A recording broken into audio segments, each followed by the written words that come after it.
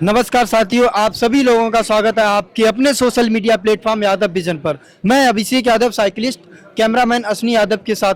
साथियों, आज हम आप लोगों को लेकर आए हैं एक गुलाबी शहर राजस्थान जयपुर में आपको लेकर आए हैं, जहां पे बात करें अखिल भारतवर्षीय यादव महासभा की राष्ट्रीय कार्यकारिणी बैठक संपन्न हो रही है।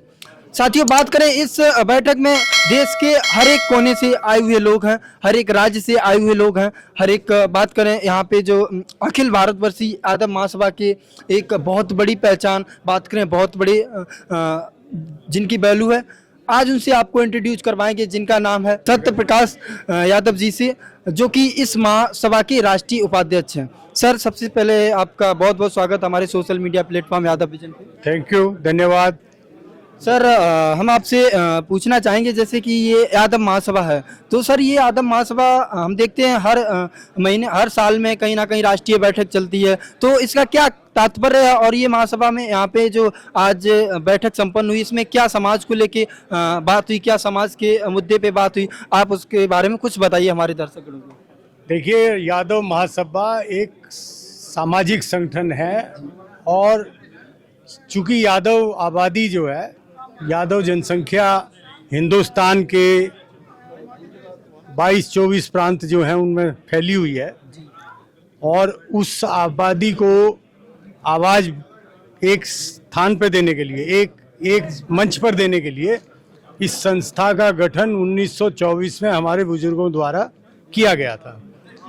तो 100 वर्षों का इतिहास इस संस्था का हो चुका है और ये संस्था सिर्फ एक ही मतलब है इसका कि अगर अलग अलग प्रांतों में हम जाते हैं तो ये है कि वहाँ के लोगों में जागरूकता पैदा हो, वो अपने हक अधिकारों के लिए अपनी बात कह सकें, उनके सामाजिक राजनीतिक हित सुरक्षित हों, वो आगे बढ़ें, उनमें शिक्षा और समाज की कुरीतियों के प्रति जानकारी बढ़े, नए नए शिक्षण संस्थान खुलें, नए नए विधान हों, कोचिंग हो, जिनसे हमारे युवा लाभ उठा सकें।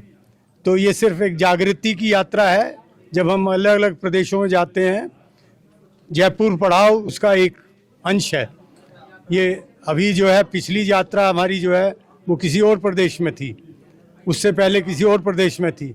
ये अनंत चलती रहती है और चलती रहेगी, क्योंकि हम जिस प्रदेश के संगठन को अपने से जोड़ते हैं उसके लिए उस प्रदेश के आग्रह पर उस प्रदेश में जाना होता है। जैसा कि सर आपने बताया था कि ये जो महासभा 1924 में स्थापना हुई थी, इसकी बात करें 1924, लगभग 100 साल पूरे हो चुके हैं जी। तो सर, और आरएसएस भी मैंने सुना जो कि 1925 में उसकी स्थापना हुई। तो सर बात करें, आरएसएस एक बहुत बड़ी सामाजिक संस्था बन चुकी है, उसके अकॉर्डिंग देखा जाए ऑल इंडिया यादव महासभा इतना आगे क्यों नहीं है आरएसएस के कंपेयर में? देखिए, आपका सवाल ही बुनियादी रूप से गलत है। आप हमारी संस्था को, ये जातीय संस्था है, जातीय संस्था सिर्फ अपनी बिरादरी तक सीमित रहती है। आरएसएस जो है वो एक राष्ट्रीय स्वयंसेवक संस्था है और उसमें किसी भी जाति बिरादरी का व्यक्ति उसमें सदस्य बनेगा। उसका राजनीतिक या सामाजिक उद्देश्य हमसे बिल्कुल डिफरेंट है। हमारी संस्था जो है सामाजिक संस्था, पूर्णतया ये एक गैर राजनीतिक संस्था है। हम किसी दल या किसी राजनीतिक दल का या गुट का कभी भी समर्थन नहीं करते। हम हमारे प्रतिनिधि का जो भी यादव महासभा के हैं, यादव लोग हैं, अगर वो समाज हित में है, व्यापक स्तर पे उसका परीक्षण निरीक्षण करके कार्यकारिणी बैठक में डिसाइड करते हैं।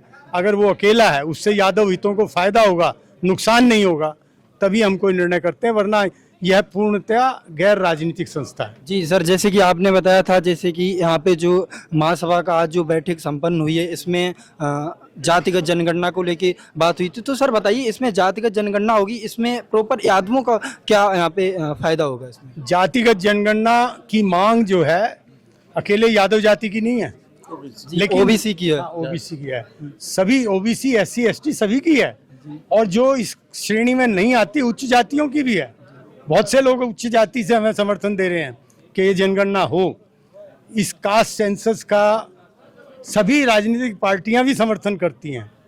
अब वो किसी निहित कारणों से नहीं हो पाती, वो नौकरशाही है या नौकरशाही में बैठे हुए कुछ बड़े उच्च बाबू लोग हैं, नौकरशाही के जो कर्ता धर्ता हैं, उन लोगों की वजह से प्रभावित है।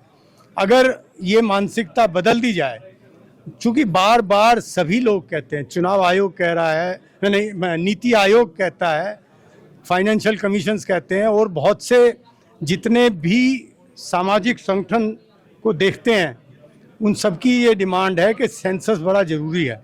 अब जब सेंसस ज़रूरी है तो कुछ आंकड़े उससे सामने आते हैं, और जब आंकड़े आते हैं तो उसका वर्गीकरण करना बड़ा ज़रूरी है। और बिना कास्ट की संख्या गिने, हर जाति की संख्या गिने बिना हम वर्गीकरण ठीक से नहीं कर पाएंगे कि समाज का कौन सा वर्ग, कौन सी जाति लाभान्वित है, कौन सी जाति उपेक्षित है। अब लाभान्वित और उपेक्षित का फर्क सिर्फ कास्ट सेंसस खत्म कर सकता है। वो जब खत्म होगा तो सरकार प्रभावी रूप से उस वर्ग के लिए कुछ नई योजनाएं, नए फंड्स, नए भविष्य को लेकर आएंगी। ये एक नई उम्मीद जगाएगी। ओके सर, तो बताइए हमारे दर्शक गणों को कि ये जाति का जनगणना कब तक संपन्न हो पाएगी फ्यूचर में?